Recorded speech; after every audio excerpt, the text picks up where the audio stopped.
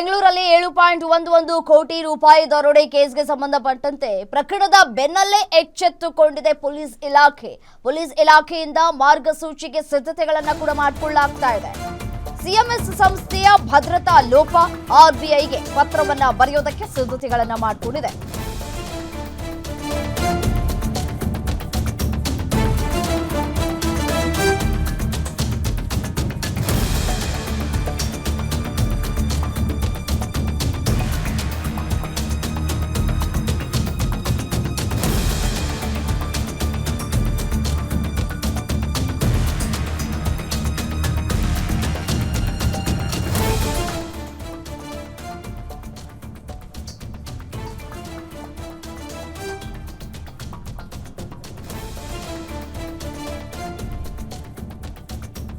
ಬೆಂಗಳೂರಿನಲ್ಲಿ 7.11 ಕೋಟಿ ರೂಪಾಯಿ ದರೋಡೆ ಕೇಸ್ಗೆ ಸಂಬಂಧಪಟ್ಟಂತೆ ಇದೀಗ ಪೊಲೀಸ್ ಇಲಾಖೆ ಮಹತ್ವದ ಹೆಜ್ಜೆಯನ್ನ ಇಡ್ತಾ ಇದೆ. ಪೊಲೀಸ್ ಇಲಾಖೆಯಿಂದ ಮಾರ್ಗಸೂಚಿಗೆ ಸಿದ್ಧತೆಗಳಾಗ್ತಾ ಇದೆ. ಸಿಎಂಎಸ್ ಸಂಸ್ಥೆಯ ಭದ್ರತಾ ಲೋಪ ಆರ್ಬಿಐಗೆ ಪತ್ರವನ್ನ ಬರೆಯೋದಕ್ಕೆ ಸಿದ್ಧತೆಗಳಾಗಿದೆ. ಸಿಎಂಎಸ್ ಸಂಸ್ಥೆಯ ವಿರುದ್ಧ ಕ್ರಮಕ್ಕೆ ಕೋರಿ ಪತ್ರಕ್ಕೆ ಸಿದ್ಧತೆಗಳಾಗಿದೆ. ಎಟಿಎಂಗೆ ಹಣ ತುಂಬುವ ಎಲ್ಲಾ ಸಂಸ್ಥೆಗಳ ಜೊತೆ ಸಭೆಗೆ ತಯಾರಿ ಮಾಡಿಕೊಳ್ಳಿ. ಕೋಆಪರೇಟಿವ್ ಬ್ಯಾಂಕ್ ಸೇರಿ ಎಲ್ಲಾ ಬ್ಯಾಂಕ್ ಲಿಸ್ಟ್ ಗಳನ್ನ ರೆಡಿ ಮಾಡ್ಕೊಳ್ತಾ ಇದೆ. ಆಯಾ ವಿಭಾಗದ ಡಿಸಿಪಿಗಳಿಗೆ ಲಿಸ್ಟ್ ತಯಾರಿಕೆಗೆ ಸೂಚನೆಯನ್ನ ನೀಡಲಾಗಿದೆ.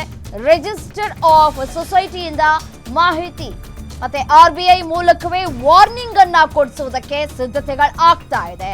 ಆರ್ಬಿಐ ಅಧಿಕಾರಿಗಳ ಜೊತೆ ಚರ್ಚೆಯನ್ನ ನಡೆಸಿರುವಂತಹ ಕಮಿಷನರ್ ಬಹುತೇಕ ಈ ವಾರ ಕಮಿಷನರ್ ಕಚೇರಿಯಲ್ಲಿ ಸಭೆ ನಡೆಯುವ ಸಾಧ್ಯತೆಗಳಿದೆ. ದಾಖಲೆ ಪಡೆಯದೆ ಕೆಲಸಕ್ಕೆ ಸಿಬ್ಬಂದಿಯನ್ನ ನೇಮಕ ಮಾಡಿಕೊಂಡಿರುವಂತಹ ಗಂಭೀರ ಆರೋಪ. ಆರ್ಬಿಐ ಮೂಲಕ ಪೊಲೀಸರಿಂದ ಮಾರ್ಗಸೂಚಿ ಪ್ರಕಟಣೆಗೆ ಸಭೆಯನ್ನ ಕೂಡ ಕರೆಯಲಾಗ್ತಾ ಇದೆ. ನೋಡಿ ಯಾವ ರೀತಿಯಾದಂತಹ ಬೇಜವಾಬ್ದಾರಿತನವನ್ನ ತೋರಿದ್ರು ಈ ಸಿಎಂಎಸ್ ಸಂಸ್ಥೆ ಅನ್ನೋದು ಗೊತ್ತಿದೆ. ಸೊ ಹಾಗಾಗಿ ಇದೀಗ ಆರ್ಬಿಐ ಮೂಲಕ ಒಂದಷ್ಟು ಮಾಹಿತಿ ರವಾನೆ ಮಾಡೋದಕ್ಕೆ ಸಿದ್ಧತೆಗಳಾಗ್ತಾ ಇದೆ.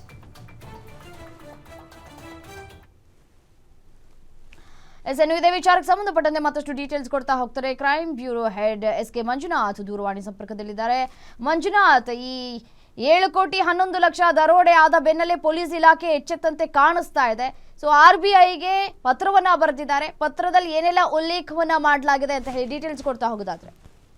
ರಮ್ಮಿ, ಏನು ಬೆಂಗಳೂರಿನ ಸಿದ್ದಾಪುರ ಪೊಲೀಸ್ ಠಾಣೆ ವ್ಯಾಪ್ತಿಯಲ್ಲಿ ನಡೆದಂತ 7,11,00,000 ದರೋಡೆ ಪ್ರಕರಣ ಇತ್ತು. ಅದಕ್ಕೆ ಸಂಬಂಧಪಟ್ಟಂತೆ ಈಗಾಗಲೇ ಏನು ಆರ್ಬಿಐ ಅಧಿಕಾರಿಗಳೊಂದಿಗೆ ಸಭೆಯನ್ನ ನಡೆಸಿರ್ತಕ್ಕಂತ ಬೆಂಗಳೂರು ಸಿಟಿ ಕಮಿಷನರ್ ಆದಂತ ಹೇಮಂತ್ ಕುಮಾರ್ ಸಿಂಗ್ ಅವರು ಆ ಬೆಂಗಳೂರಿನ ಯಾವ ಡಿಸಿಪಿ ಕಚೇರಿಗಳಿದೆ ವ್ಯಾಪ್ತಿ ಏನಿದೆ ಆ ವ್ಯಾಪ್ತಿಯಲ್ಲಿ ಬರ್ತಕ್ಕಂತ ಕೆಲವೊಂದು ಕೋಆಪರೇಟಿವ್ ಸೊಸೈಟಿಗಳಿರ್ಬೋದು, ಅದಕ್ಕೆ ಯಾರು ಅಲ್ಲಿರ್ತಕ್ಕಂಥ ಹಣವನ್ನ ಯಾರೋ ಒಂದು ಸೆಕ್ಯೂರಿಟಿ ಏಜೆನ್ಸಿ ಮುಖಾಂತರ ಬೇರೆ ಕಡೆ ಶಿಫ್ಟ್ ಮಾಡ್ತಾರೆ, ಅವ್ರಿಗೆ ಆ ಸಂಬಂಧಪಟ್ಟ ಹಾಗೆ ಎಲ್ಲಾ ಮಾಹಿತಿಯನ್ನ ಕಲೆ ಹಾಕಿದರೆ ದೊಡ್ಡ ಒಂದು ಲಿಸ್ಟ್ ಅನ್ನ ಆಯಾ ಡಿಸಿಪಿ ವಿಭಾಗದಲ್ಲಿ ಬರ್ತಕ್ಕಂತ ಸೊಸೈಟಿಗಳಿರ್ಬೋದು ಅಥವಾ ಬ್ಯಾಂಕ್ಗಳಿರ್ಬೋದು, ಆ ಬ್ಯಾಂಕ್ಗಳಿಗೆ ಸಂಬಂಧಪಟ್ಟಂತ ಎಟಿಎಂಗೆ ಹಣವನ್ನ ತುಂಬಿಸೋದಕ್ಕೆ ಬರ್ತಾರೆ.